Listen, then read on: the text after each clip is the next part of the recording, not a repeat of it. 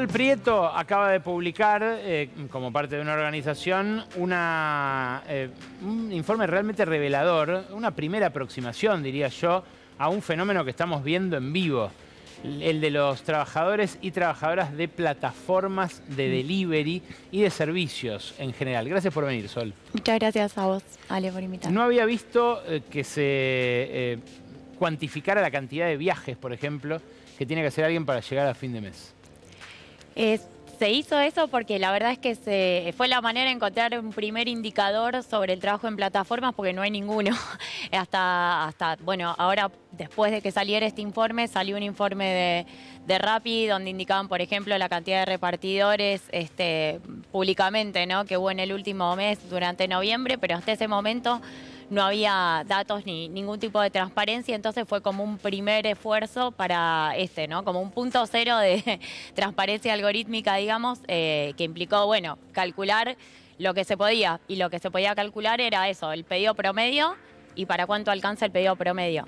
Bueno, Rappi dijo que se triplicaron los riders, como ellos lo llaman, los que laburan en su plataforma, que es solo una de muchas que ahora Sí, después funcionan. lo corrigieron, ¿no? Igual, o sea, como que habían puesto 395%, pero al final el 39% igual es un montón. O sea, pasaron de 31.000 el año pasado a creo que 42.000 este año, pero sí, o sea, efectivamente subieron en un 40% los repartidores de Rappi, que es lo que sabemos, y creo que un 30% los pedidos, es decir, que tenés un aumento más claro de repartidores que de pedidos que hace esta aplicación. Pero bueno, si más o menos, si nos imagináramos que fue similar el aumento para pedidos ya, estaríamos hablando de cerca de unos 100.000 repartidores por plataformas, ¿no? ¿Este empleo qué características tiene? ¿Qué es lo que pudiste indagar vos como parte de este informe? Bueno, es un empleo, esto ya se sabía, ¿no? O sea que primero la precarización, segundo las dificultades para, a diferencia de otras actividades que tienen altos niveles también de precarización, reconocer el vínculo laboral. Esto un poco está también en la reforma, esto de considerar los trabajadores independientes y que solo tienen una relación contractual con el que pide, ¿no?, con el que hace un pedido. Obviamente todas las inclemencias climáticas que tienen que ver también con las condiciones de trabajo, las condiciones de salud, todo esto ya lo sabemos y ya venía. Lo que me parece que surge un poco a partir de este informe es un problema nuevo de la economía de plataformas, o de este sector, que tiene que ver con los ingresos.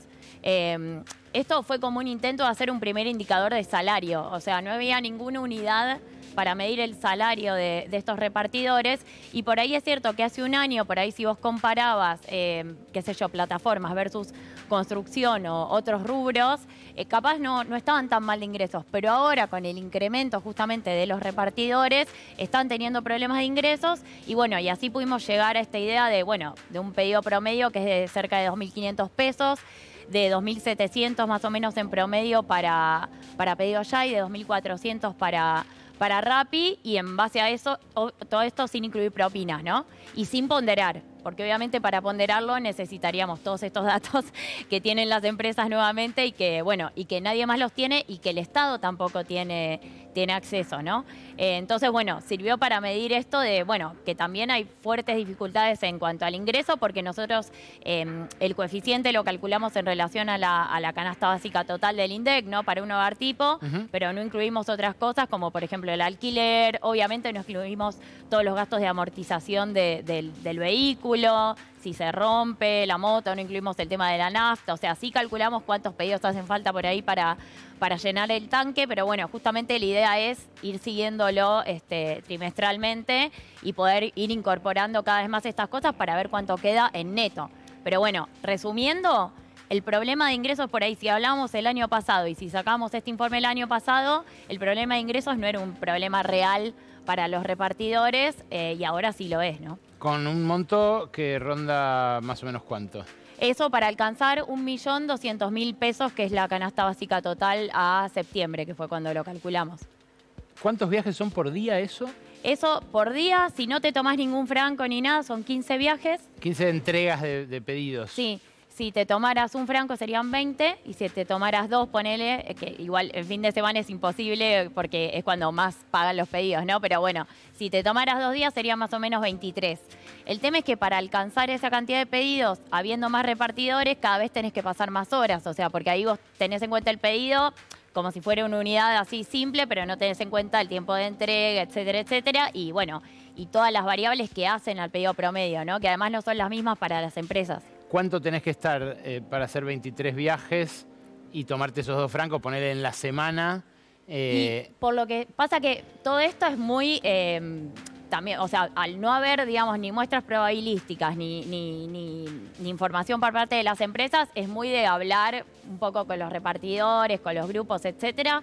Y bueno, para hacer esa cantidad estamos hablando de 10, 12 horas, ¿no? De todos modos, no son la mayoría de los repartidores, o al menos, de acuerdo al último estudio, no eran la mayoría los que trabajaban full time. Vos hace un rato estabas hablando del pluriempleo. Bueno, el pluriempleo que está teniendo el récord histórico, digamos, de toda la serie del LPH, en parte también se debe en gran medida, obviamente, a las mujeres trabajadoras de casa particular, a las docentes, que también están pluriempleadas. Bueno, hay muchas mujeres dentro de esa bolsa, son la mayoría de los pluriempleados, pero también está ahora cada vez más presente todo esto de la economía de plataformas, ¿no?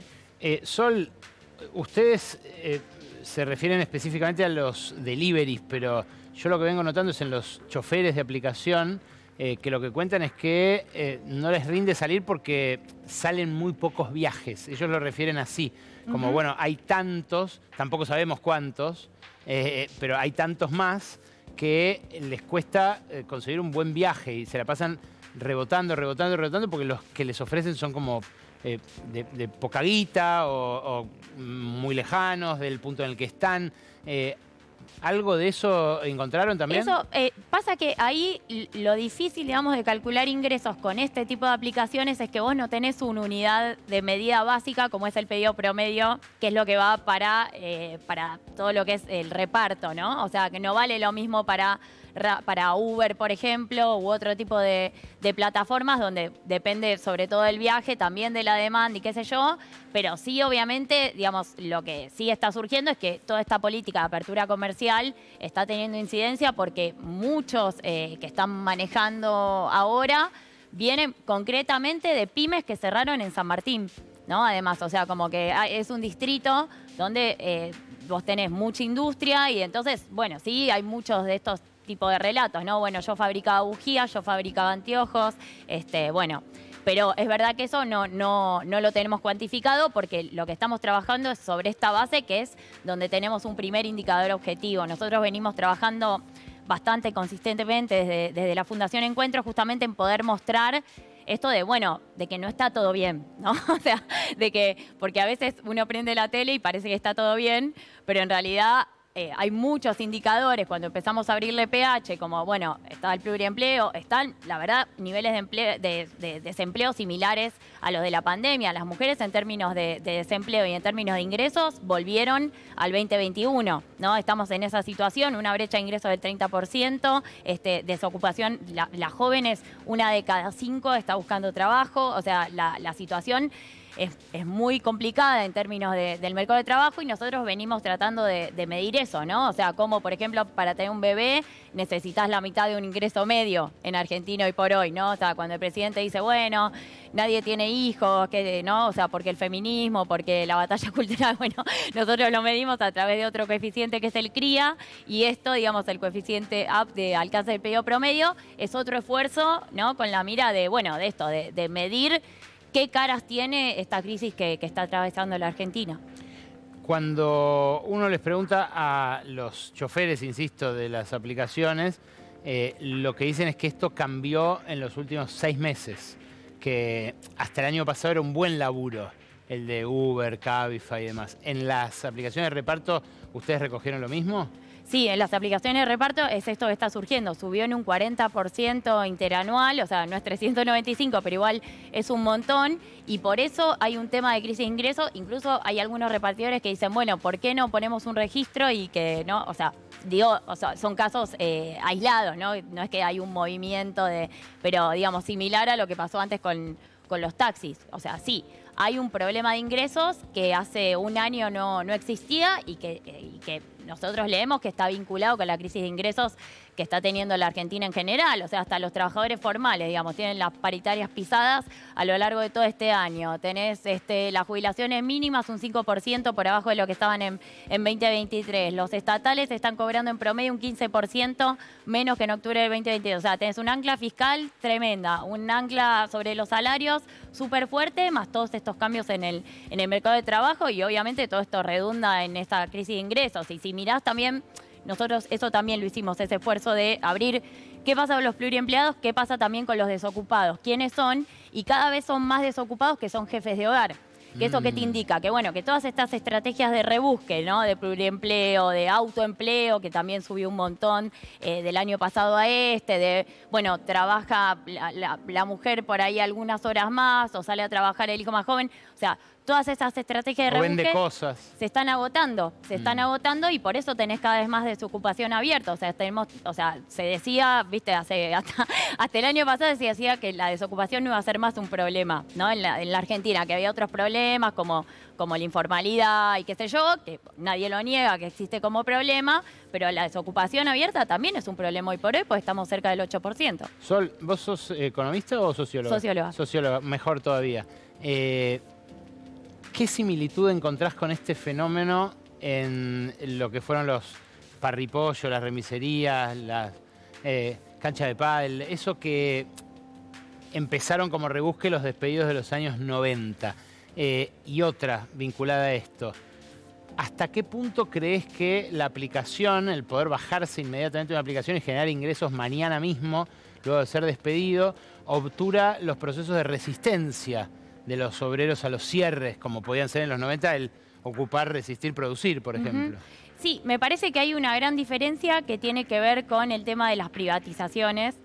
O sea, como que por ahí yo pienso, no sé, pienso en los 90, quizás también por algo generacional que creo que capaz tenemos medio común, pienso Cutralcó, o sea, y este tipo de fenómenos que ahora quizás, no, o sea, hay otros procesos que están ocurriendo, o sea, sí hay una transformación, no es lo mismo Vaca Muerta que Comodoro y qué sé yo, pero digamos, ahí hay todo un foco que no lo tenés, en el NOA hay todo un foco que tampoco existe, o sea, que la minería un poco también algo está dinamizando, ¿no? Y ya venía eso también.